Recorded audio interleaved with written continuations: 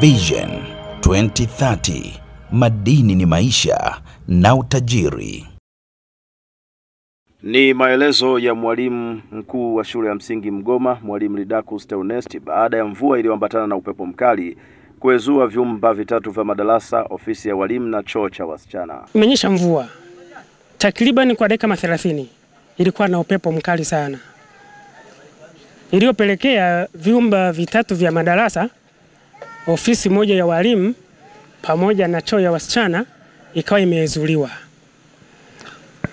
Kwa ujumla ndani ya vyumba vya madarasa, chumba kimoja walikuwa wanafunzi ambao walikuwa na masomo ya ziada. Bahati nzuri hawakudhurika. Vyumba vingine viwili vilikuwa vimefungwa, hapakuwepo na mtu yoyote. Ofisi ya walimu ilikuwa na mali za shule, vitendea kazi vya walimu, hivyo vimeroana vyote. Sasa baada ya kuwa hali imetokea, ndipo nikatoa taarifa kwa mheshimiwa diwani, afisa mtendaji wa kijiji na viongozi wengine wa kijiji wa kata. Tukio hilo linaelezwa kutokea Jumatano jioni, Machi 5 mwaka 2025, majira jioni, kama anavyoeleza afisa mtendaji wa kata ya Mgoma, Bwana Kapalala. Baada ya kuwa tumepata hizi taarifa kutoka kwa mkuu wa shule, kimsingi tumefika na tukasaidiana na wananchi. Kuna bati zilikuwa zimesambaa, zilizopeperushwa na upepo, zimekusanywa na wananchi, tumezitunza ofisini pale, lakini mali kama vitabu na mambo mengine yaliyokuwa katika ofisi ya walimu vimelowana kwa mvua. Tunafurahia ujio wako, tunahakika na imani kwamba ujio huu unaweza ukatusaidia kwa wepesi ili kuhakikisha watoto wetu wanaendelea na masomo yao bila kukatisha ndoto zao. Diwani wa kata hii ya Mgoma, Bwana Deogratias Yona, anasema pamoja na uharibifu wa majengo, hakuna madhara kiafya kwa walimu na wanafunzi waliokuwepo shuleni hapo. Sio rahisi kupigia simu kila mbunge akaona athari hii akajisikia kuja kwa tukio kama hii. Kwa kweli ni baba wa watoto kweli, na Mungu ambariki.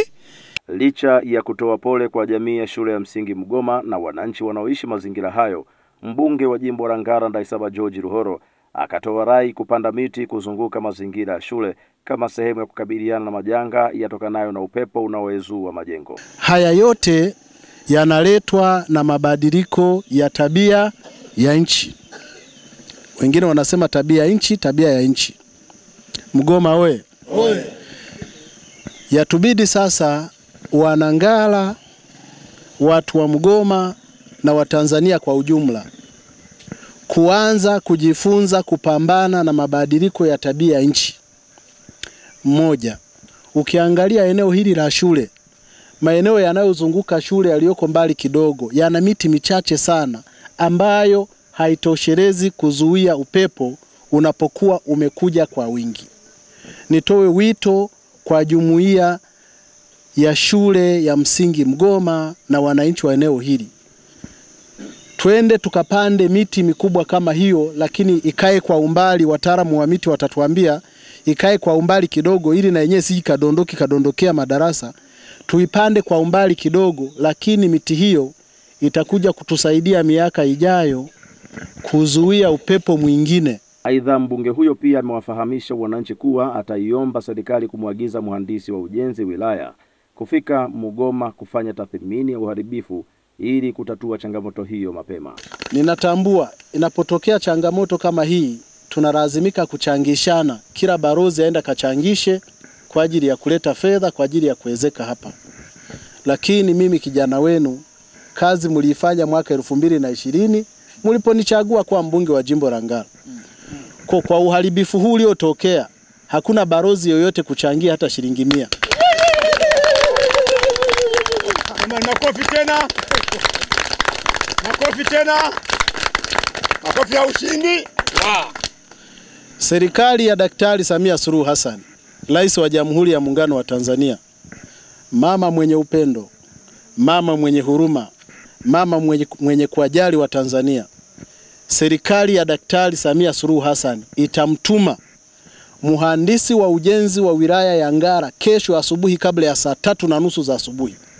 Atakuja hapa kufanya tathmini ya uharibifu uliofanyika sambamba na kupeleka bajeti moja kwa moja kwa serikali ya Daktari Samia Suluhu Hassan.